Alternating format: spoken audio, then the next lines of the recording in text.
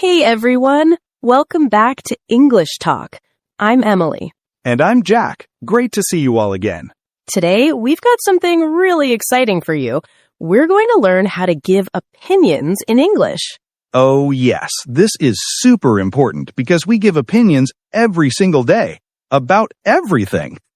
Exactly. Like, what do you think about this shirt I'm wearing today, Jack? I think it's really nice. The color suits you. See? That's an opinion. And Jack just shared it in English. Simple, right? But wait, there's actually a lot more to it.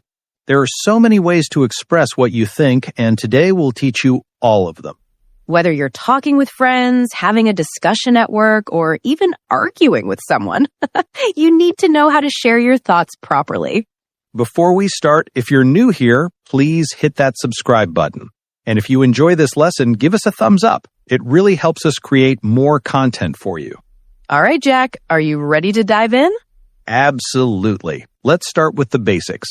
So, when we want to give an opinion in English, we have some very common phrases. The most basic one is, I think. Yes, I think is probably the phrase you'll use most often. For example, I think English is fun to learn. I think coffee is better than tea. Oh no, I completely disagree. But we'll talk about disagreeing later. First, let's look at more ways to say what you think. Another common phrase is, I believe. It's similar to I think, but sounds a bit more formal. Right. So you might say, I believe learning English opens many opportunities. Or, I believe practice is the key to success. Good examples. Now, there's also in my opinion or in my view. These are great when you want to make it clear that this is your personal opinion, not a fact. Exactly. For instance, in my opinion, the best way to learn English is by watching movies. In my view, speaking practice is more important than grammar books. See how natural that sounds? Now, let's add one more. I feel that, or I feel like. Oh, yes. This one is a bit more casual and emotional. Like, I feel that everyone should travel at least once. Or, I feel like pizza is the perfect food. Oh, Jack, and his pizza.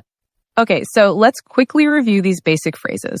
We have I think, I believe, in my opinion, in my view, and I feel that.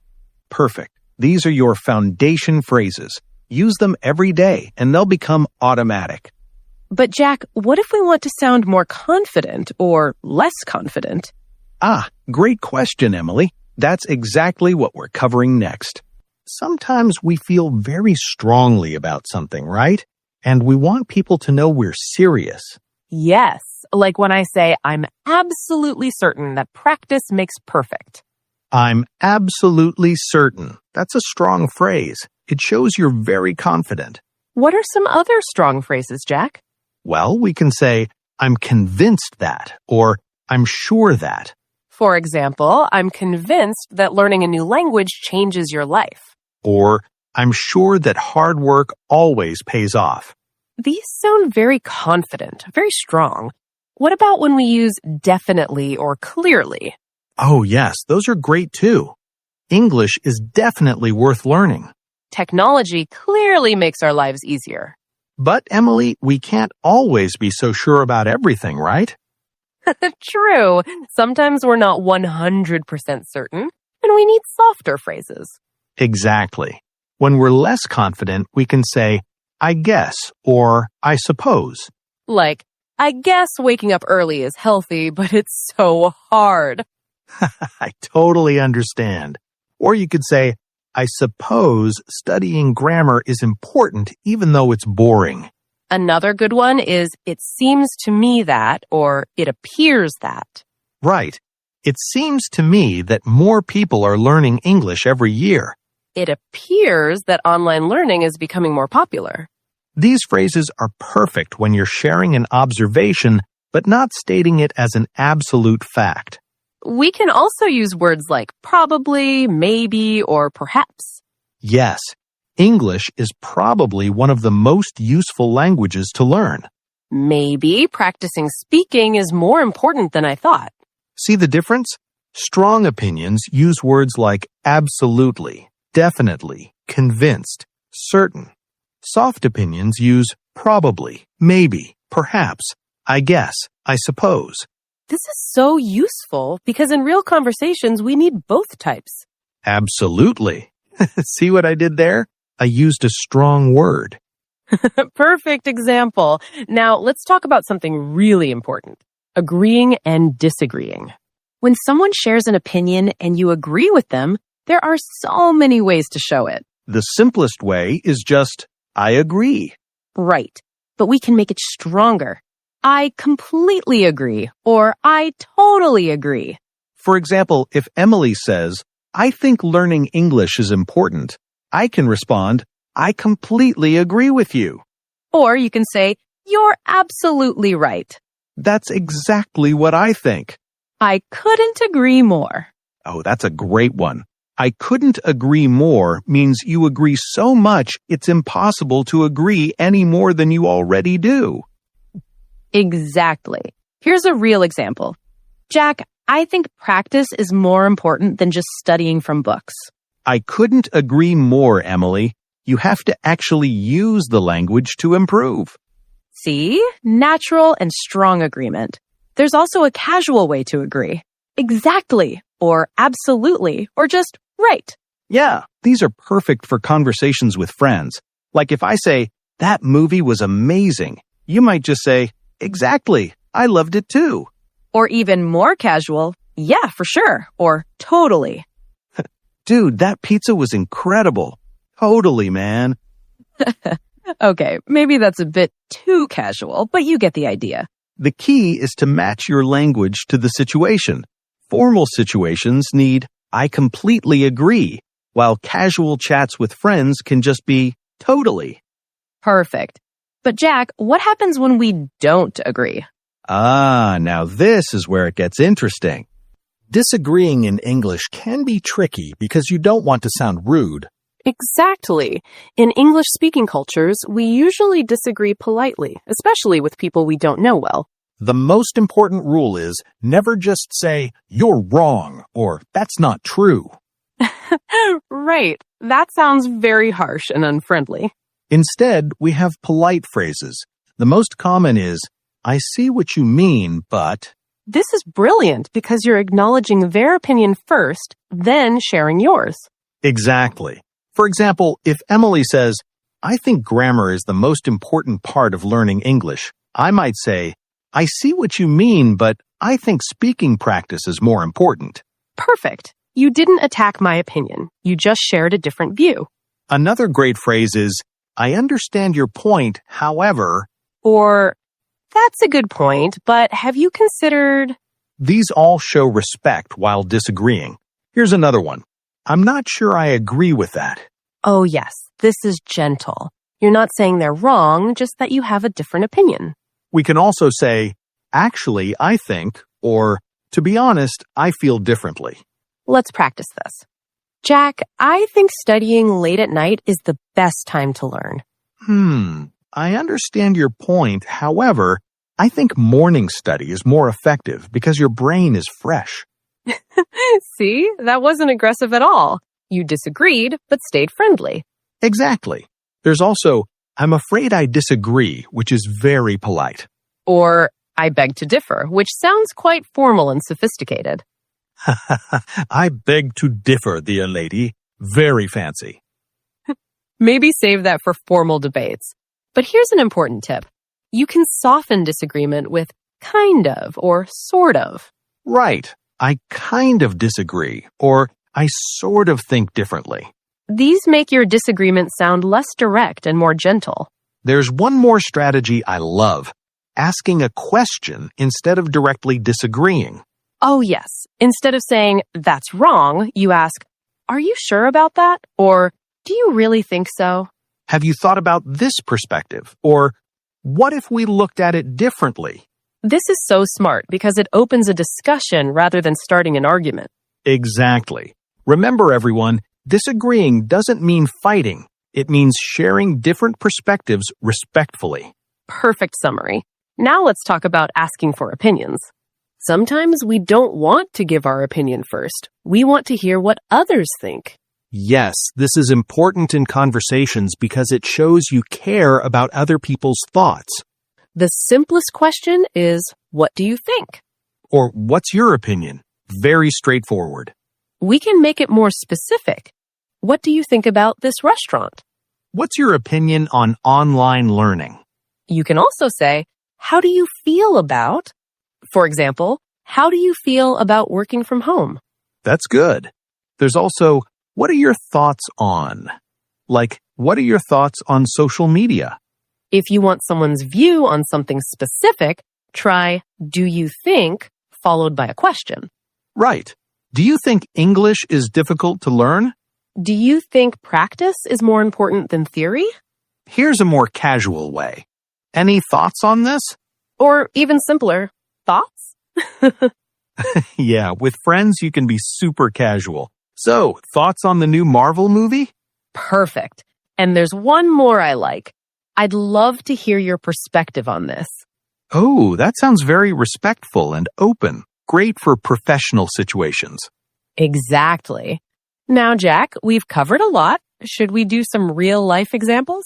Yes, let's show our viewers how all of this works in actual conversations. All right, let's imagine some real situations and practice. Scenario 1. Two friends talking about a movie. Emily, you start. Okay. Hey, Jack, did you watch that new action movie everyone's talking about? Yeah, I did. Honestly, I thought it was a bit disappointing. Too many special effects and not enough story. What did you think? I see what you mean, but I actually enjoyed it. I think the action scenes were really well done, though I agree the plot could have been stronger. Fair enough. I guess the action was impressive. Maybe I was just expecting something different. See that? We both shared opinions, disagreed a little, but stayed friendly. Exactly. We used I think, I see what you mean, but, and I agree. Very natural. Scenario 2, a work meeting. Let's make it more formal. Okay. Emily, what's your perspective on the new project timeline? Do you think 3 months is enough? Well, in my view, 3 months might be a bit tight. I'm concerned that we won't have enough time for proper testing. What are your thoughts? I understand your concern. However, I believe if we prioritize the key features first, we can deliver on time. Perhaps we could create a phased approach. That's actually a good point. I suppose that could work. Let's discuss the phases in more detail. Perfect. Notice how we used formal language? In my view, I understand your concern. I believe. And we stayed professional even while disagreeing. This is so important at work. Scenario 3. Discussing study methods with a classmate. More casual this time. I don't know, Jack. I feel like making flashcards is kinda old-fashioned. I prefer using apps. Really? To be honest, I still love flashcards. I think writing things down helps me remember better. But I get why apps are convenient. Yeah, I suppose everyone learns differently. Maybe I should try flashcards again. It's been a while.